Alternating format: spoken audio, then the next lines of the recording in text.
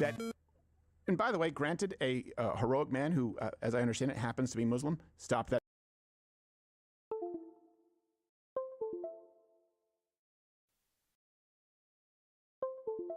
shooter. Would have been better if he'd have shot him. But they're saying, so clearly, obviously, if one of the nose to a false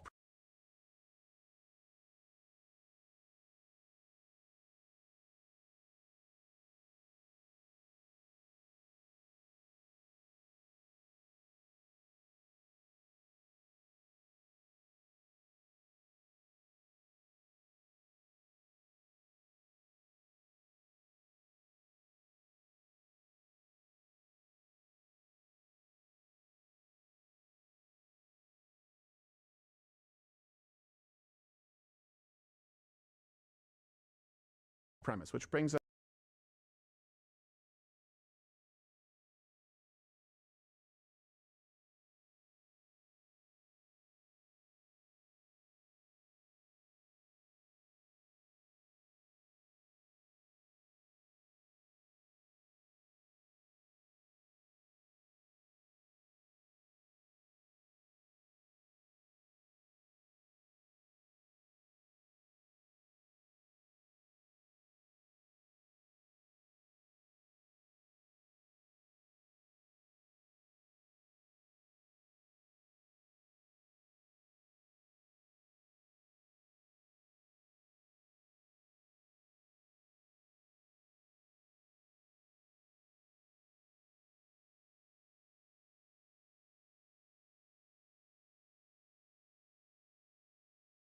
Okay. Did that...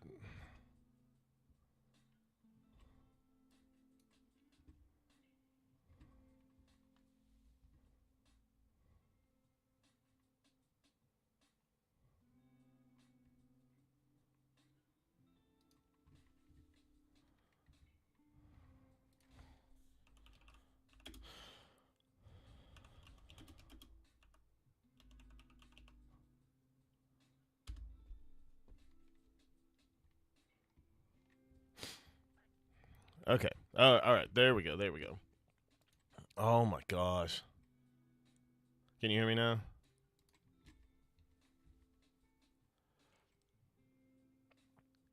Okay. Well, it looks. I'm showing up on my soundboard at least, so that's good. All right. Let's get back into it. Sorry about that. Meta sucks. So if you have anything involving Meta directly attached,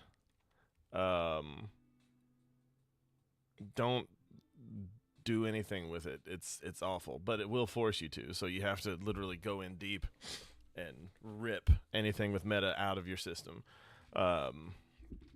It's awful. It's awful. It sucks. Somehow it shifted everything to my Oculus, which is in storage. Us to the next claim. That, and by the way, granted, a heroic man who, as I understand it, happens to be Muslim, stopped that shooter. Would have been better if he'd have shot him.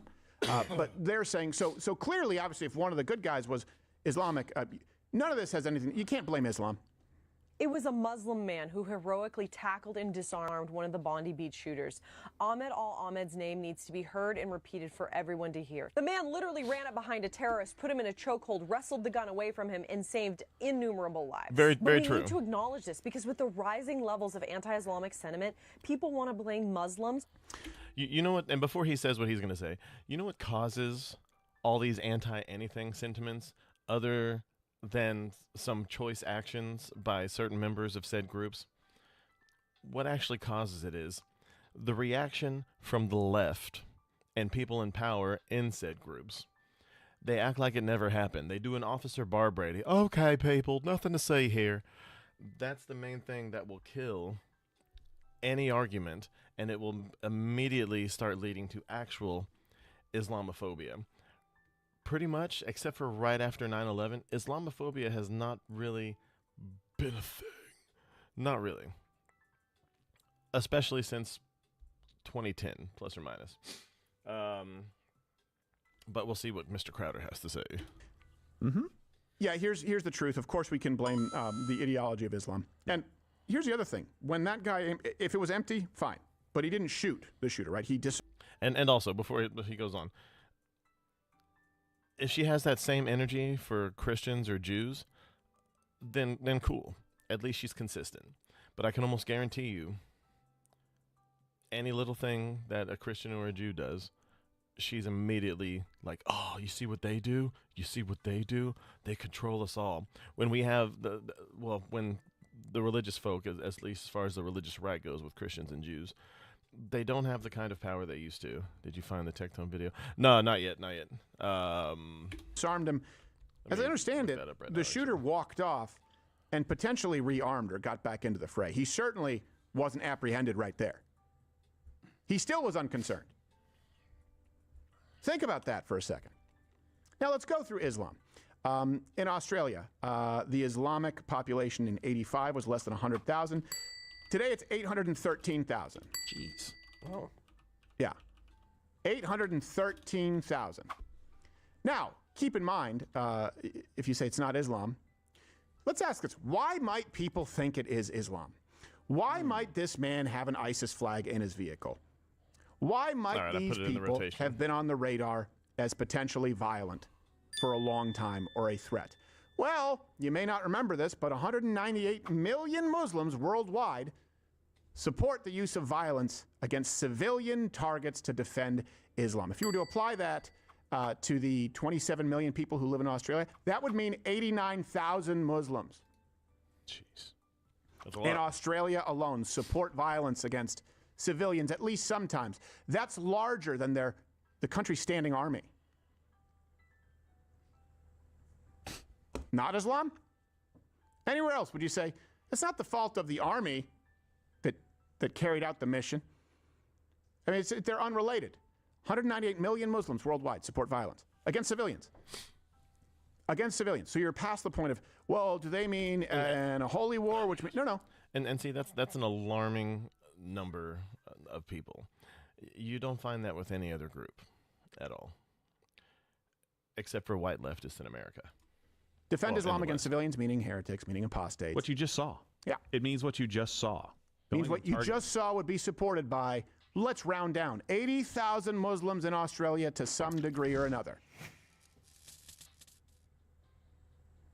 Now take those people and give them the confidence of knowing that the entire population is defenseless. Give them even more confidence to know that those people will willingly be subjugated and sent to quarantine camps, for example, during a time like COVID. Australia needs to go a different direction or they have no hope. Yeah. They will cease to be as a nation. Yeah, and so one of the solutions they said, obviously, was tighter gun control. And one of the reasons that he said was that, people change over time. Situations change. I'm like, yeah, like this guy? You had him under surveillance in 2019 to see if he was a threat. I believe there are reports that maybe, and I'm unconfirmed, so we'll have to figure this out, if he did some international travel, some connections to different groups. It's like, so I'm supposed to believe that your tightening of the screws because situations change is going to solve the problem, and you couldn't solve that one? I'm not talking about somebody just becoming mentally unstable. I just want you guys to know that as much as most of y'all know that I don't like Gerald, I agree. Die Hard is a Christmas movie. Fight me. Oh, wait, you can't really see. I'm talking about somebody being aligned ideologically to this in the first place, being under investigation and surveillance in 2019, and then potentially making some international travel. You can't figure that one out? If only the left was as unforgiving of Islamists as they are of somebody who posted a racist tweet when they were a teenager. It's true. Yeah. That follows you for life. Yep. Apparently. Being part of the Mujahideen, people change. That's right. They're never going to fix it. And that's the thing. That's why I try to stay as consistent as possible. I don't care what side you're on. Unless I know you personally or have followed you online for like a decade at least, because at this point most of these people have been on for a decade. And even then, I don't profess to know these people. But if it's someone who I know in my own personal life, who I've known for a very long time, not just someone I've worked with for a few months or someone who I've kind of been friends with, that's about the only time that I'll shift anything. But I'm usually a pretty good judge of people in person, as long as I'm not romantically attracted to them. Because then it gets a bit fuzzy. But other than that, pretty good judge of people. It never works. It's an island. It's the perfect experiment. The absolute perfect experiment. Unless you melt down every single gun and make sure none ever come in, This will not work, and even then, Well, we it have wouldn't 3D solve printers. the problems that you're dealing with violence between people. No, you'd still have weapons. I Yes, mean, you could of still course. make bombs. Drive you'd cars. Still have knives. You'd still have cars, buses, trains to steal. They'll figure it out. It's Australia. You could train crocodiles, for crying out loud. Everything there is dangerous. Crikey, you could. Yes, you could. And by the way, best way to stay Crikey. in touch, because this is one of those things you can see the throttling taking place on places like YouTube, a lot of social media. Download the Rumble app. Follow me there. You don't have to And live again, in those drop me a social follow, media too, so I ghettos can where the start streaming algorithm over tells there. you what they want you to see. Literally, if I can start streaming on Rumble, and then I'll post everything on Twitch. Rumble will just be the politics stuff, and then Twitch will just be the gaming stuff, and then YouTube will primarily be clips. I might post everything here beyond that, and then eventually I'll either do a YouTube members function or a Patreon. I'm going to see which one's better or more accessible, not just for y'all, but for me. And then I'm going to start dropping some Mystery Science Theater type videos that y'all may enjoy with a very dear friend of mine. Next claim that you will see regarding Australia is that, well, actually, most Muslims in Australia are good, so it's just Islamophobic. Pierce Morgan Oh, Pierce. posted this response to Tommy Robinson about he said, "You would have wanted Ahmed deported when he came back to Australia from Syria." Yeah, sorry, that's a little bit Australian because I'm in the mode. Here's the thing. Yes, but also the shooters. Yes. Yeah, more importantly, Yeah.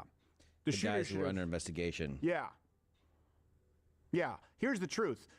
Sure, there are some Muslims who can be good Samaritans. I get that. And sure, there can be plenty of Muslims who do good things. And sure, there can be plenty of Muslims who act in a way that is the equivalent of anathema to the Islamic ideology. I know I'm mixing terms there. If they are more secular and they don't, for example, want to kill all infidels. It doesn't matter. It doesn't matter. Muslims don't belong in Western civilization as they seek to subvert it.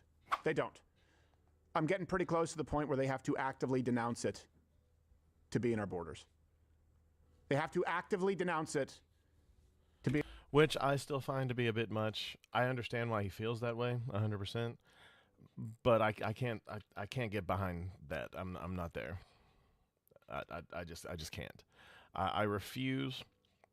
I do think they should be not really forced, but guided as Christian and Judaism has been kind of forced to over the centuries. They've been forced to, quote unquote, progress. Islam hasn't been forced to do that, unfortunately. Now, if something like that were to happen, then 100%. I'm all for all people.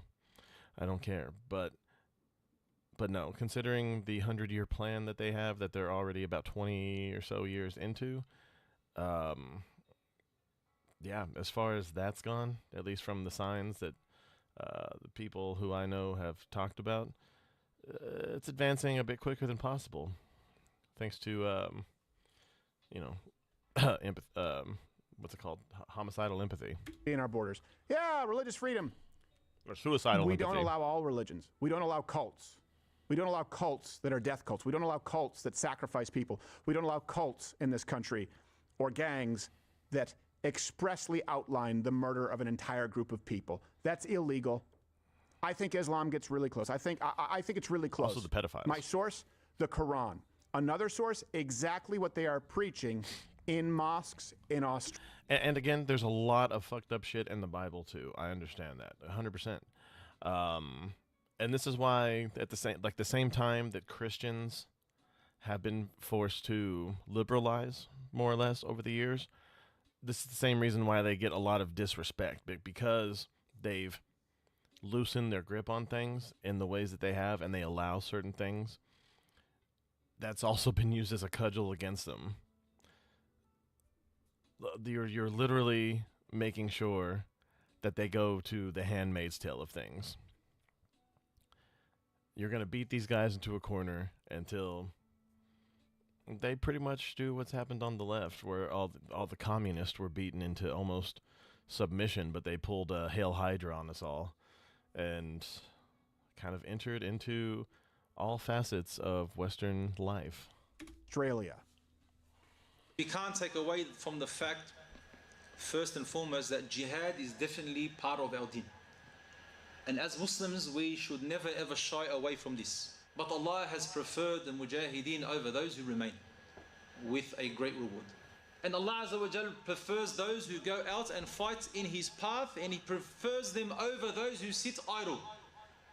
أيها المسلمون عباد الله، من صفات اليهود الغدر والخيانة. أنه لا حل إلا بالجهاد في سبيل الله والجهاد ماضي. No solution other than jihad. Jihad continues until Judgment Day. فالنبي صلى الله عليه وسلم ما فتح البلاد إلا بالجهاد. Jihad is the only solution when it comes to infidels. These are just, by the way, just examples in Australia. What do you think would happen in the States if you had a church praising McVeigh? What do you think would happen if you had a church basically surrounding the Bundy Ranch, which was a dispute over, I believe it was largely mineral rights or land rights? I mean, we saw what happened in Waco, and they actually weren't even hurting anybody. You could argue that it was, not argue it was a cult. You could argue that what they were doing there was immoral, absolutely. But they also weren't out there encouraging the defense of something that's not under attack. Right. Right. You have to. What do you mean the only solution to what? Well, here's the thing. Who's doing anything to you? That's what jihad is. Jihad is a spiritual war, Almost right? sounds like a Jihad, final they will say, solution. well, it means spiritual war. Okay, well, is that outlined? Yes, it is. Anywhere that Islam does not dominate, anywhere that is not an Islamic society requires subjugation. Jihad means it's a constant struggle. That's what it is. Imagine any Christian church in this country saying, killing all, waging war against In the anyone name who is of- Christian. Just imagine, take a preacher, a Southern preacher, and anyone who doesn't accept Christ, they are your enemy. You will give them a chance to accept Christ, and if they don't, you will kill them. You will follow them from sea to sea, Atlantic to Pacific. Gee, the murder is terrific. You will murder every single last person who rejects Christ. It's the only way to deal with non-Christians in this country, and we will do it until the day of judgment when the horsemen come back. Until then, kill every single last non-Christian if they do not convert. Praise be to Jesus God.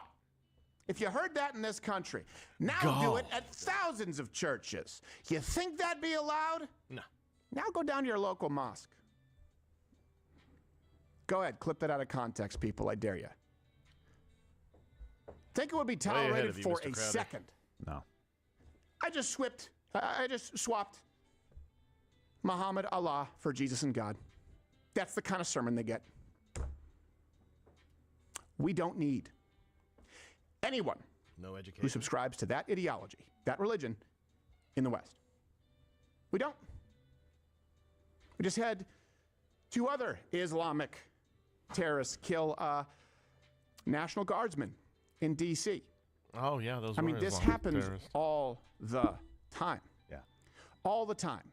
And we try and act like, well, most of them, well, sure, most of them are good. If you had a church that preached that, most members still wouldn't go out and kill people because they would be afraid. It doesn't mean that they're unsupportive of the idea. 198 million Muslims worldwide.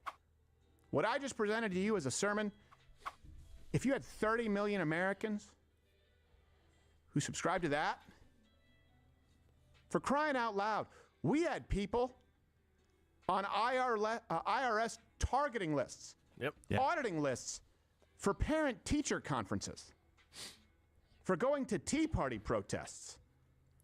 And we act like this is remotely acceptable because we are That the was world. during the Obama days. Well, as you say, we are the world and coexist. They specifically preach, do not coexist. Yeah. That's it. We have to make a decision now. I think it needs to be renounced. I think absolutely. I mean, we've just, for some reason, after 9/11, for some reason, we just got to the point where we're like, oh, I guess it's not politically correct to call this out anymore. Like, we can't have the conversation. Again, one of those moments where the left tells us what we can and can't say and talk about. Anyway, we're going to fast Of forward Western here. civilization, of Christian society. Let's play that montage of the imams just in Australia. We can't take away from the fact, first and foremost, that jihad is definitely part of our deen. And as Muslims, we should never ever shy away from this. But Allah has preferred the mujahideen over those who remain. I gotta say, extra funny in an Australian-ish accent. A great reward. And Allah Azza wa Jal prefers those who go out and fight in His path, and He prefers them over those who sit idle. أيها المسلمون عباد Oh, الله. that's the same clips? Okay. So anyway, moving on to... 4.5. Again, I abhor this woman. She's the worst. She's the griftiest of all grifters. Prove me wrong, please. She is not a serious person. She is not a political anything. She's antithetical to everyone. She's a leftist posing as a rightist. They are connected by the hatred of Jews, which is something I just don't get behind. I'm all for saying what you want about, Netanyahu or anyone like that, but all Jews is something I just cannot get behind. But let's see what she has to say about her meeting with Erica Kirk. 4.5 hours later, I'm alive. I'm alive. I'm totally fine, and I'm sorry. I was going to do a show for you guys this evening, but I am truly exhausted. Very productive conversation. I asked every single question. I mean, from Egyptian planes to Turning Point USA Faith, and I was very surprised by some of the answers that I got, and I think they were also very surprised when I shared certain intel. This probably should have happened a very long time ago, but I wanted to let you guys know that I am alive, and I will have the full... I'm alive? Get stuffed. Also, if you want me to sit through Candace Owens talking about what they talked about, I'll do it. But I really don't want to. But I'll do it. Rundown for you guys tomorrow of what transpired, and yeah, I think It'll be a Saturday show. Was definitely a very big step in the right direction. So I'll see you guys tomorrow.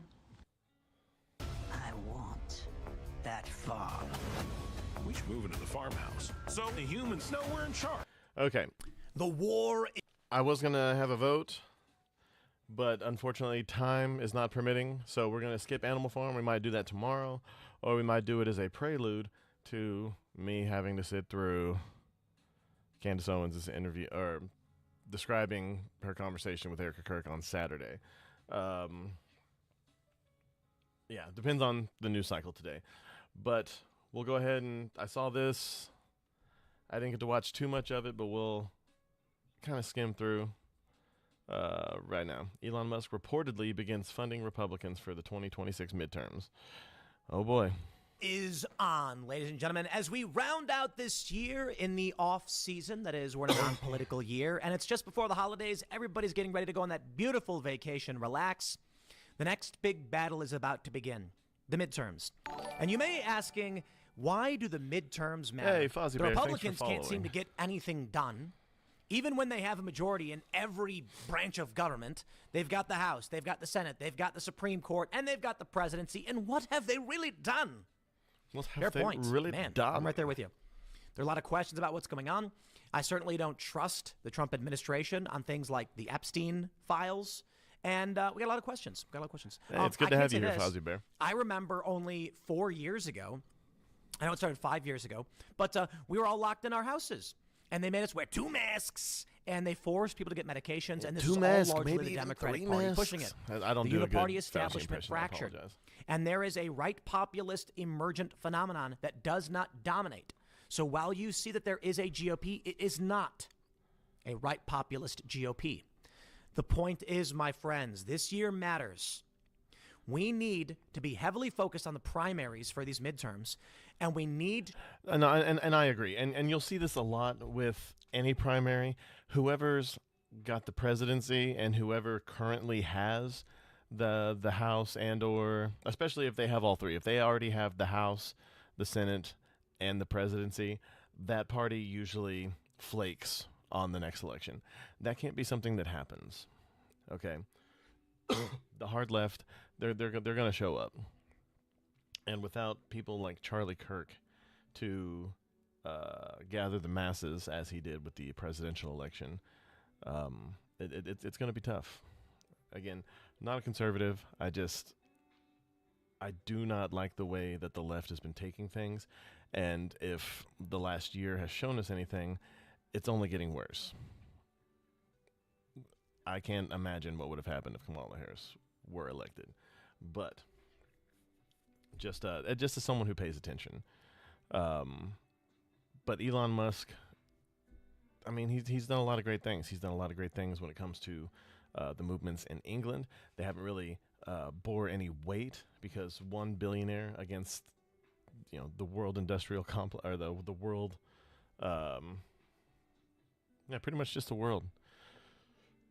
I'm trying to figure out what that organization was, that the guy that sounds a lot like a Nazi soldier. Not saying he's a Nazi, but he sounds a lot like the secret police. He sounds like Hans Gruber, or one of the guys from Allo Allo, which is an old English comedy about World War II.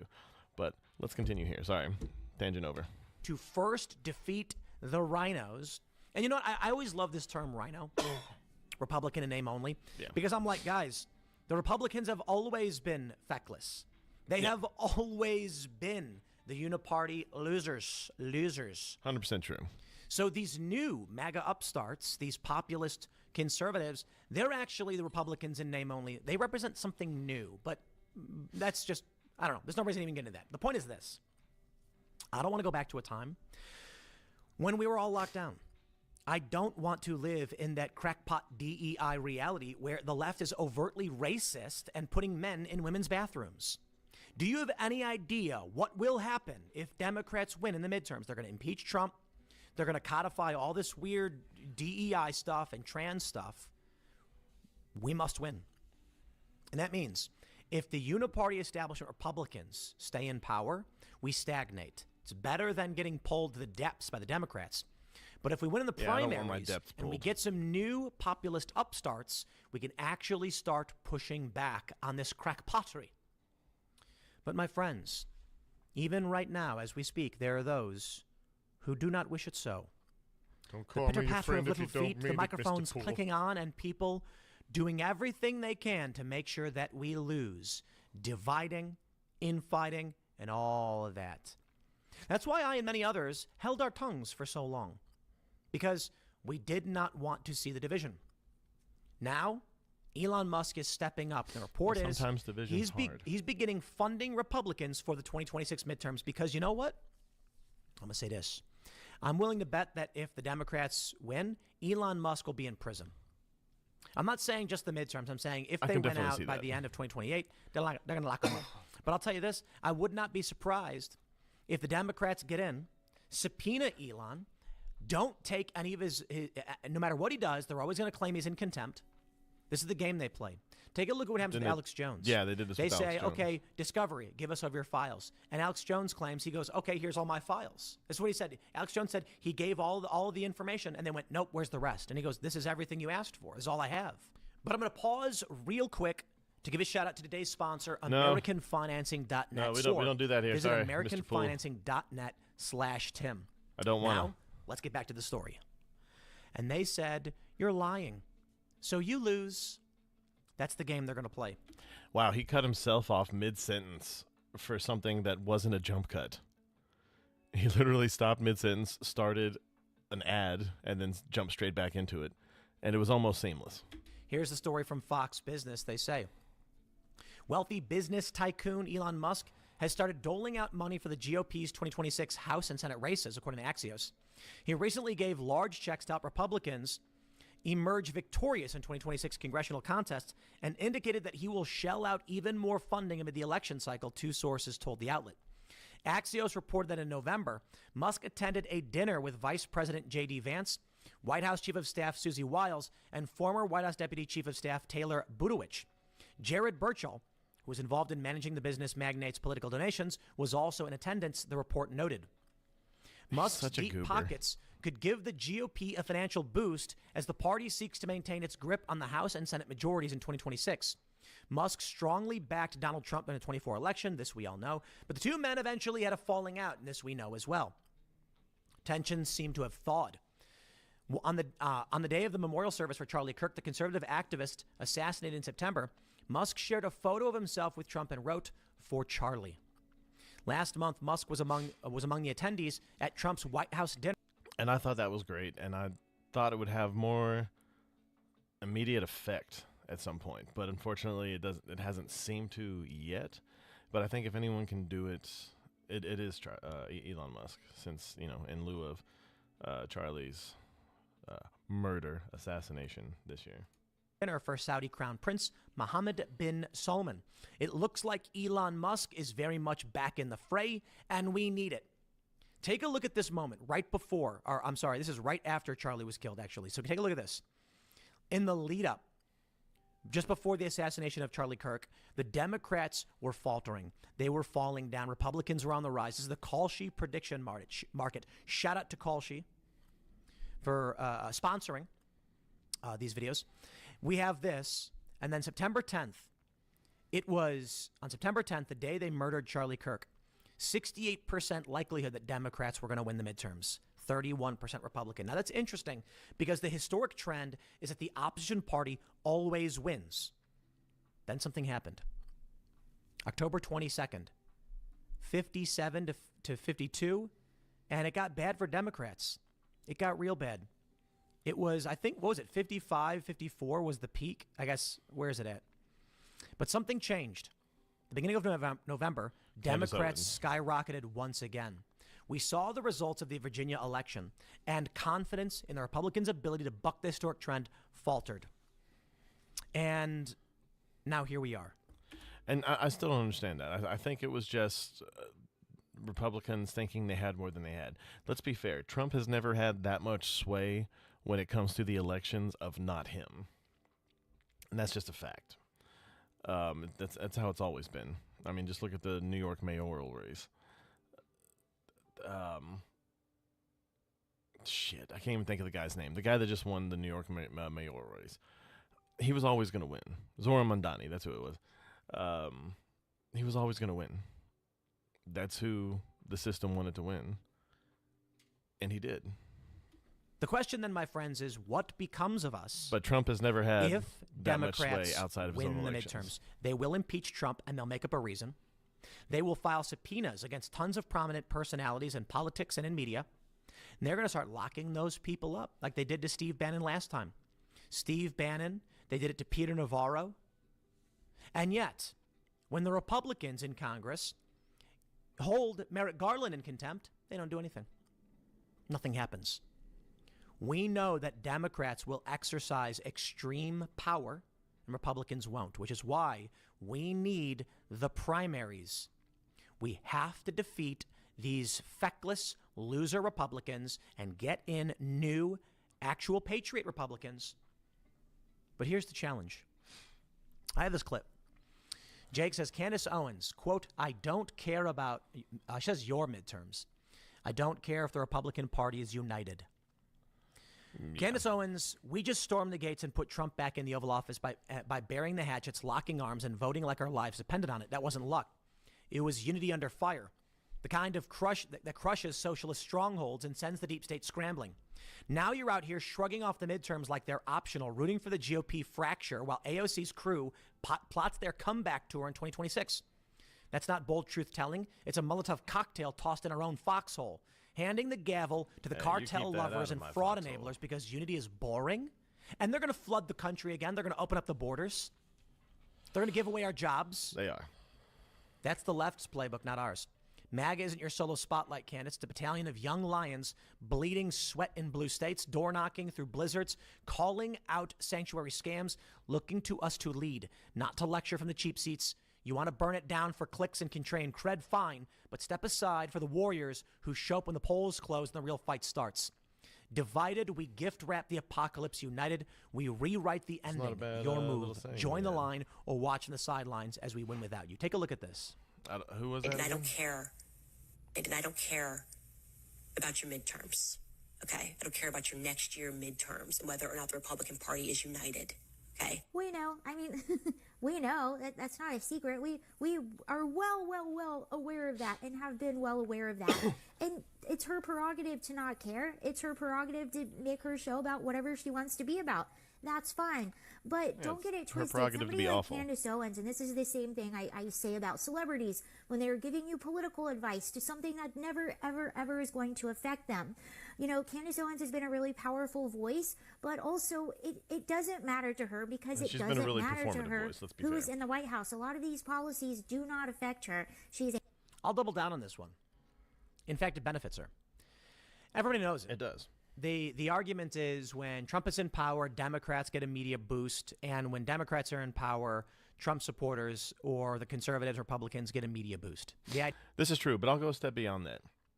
Candace likes to poke and jab and say who benefited the most from Charlie Kirk's murder.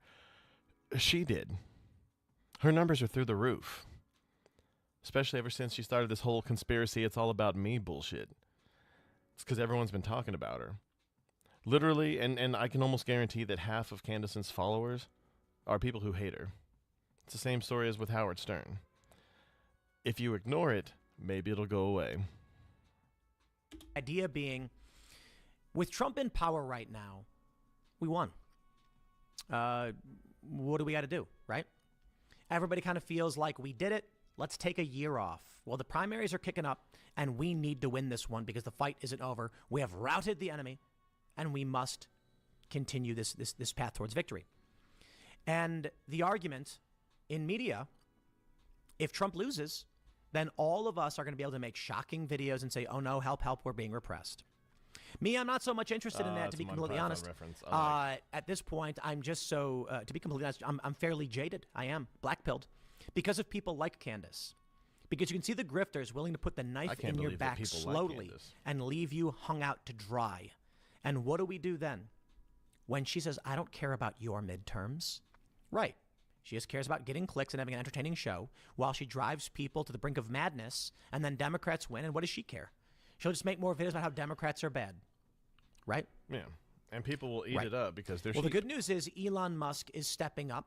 And we do have great warriors in this fight. So he certainly has substantially more reach than she does. And that's at least one big benefit, that Elon Musk is not backing down and he's getting back in the fray. Now, as for her, I hope that meeting she had with Erica Kirk brings her back to reality, or at the bare minimum, puts her in a place where she's at least willing to chill out on these issues. Go back to talking about Blake Lively and your celebrity gossip. Talk about Bridget McCrone, whatever. Things that don't demoralize the American people at a time when we must fight for our lives. Otherwise, she's a cancerous little lump. Where are you going? Smash that like button, my friends. You can find. And you guys do the same. Guys, I appreciate you all for showing up. To the new guy, Fozzie Bear, hey, if you're still here, I appreciate you. If not, I appreciate the engagement in the chat and the follow.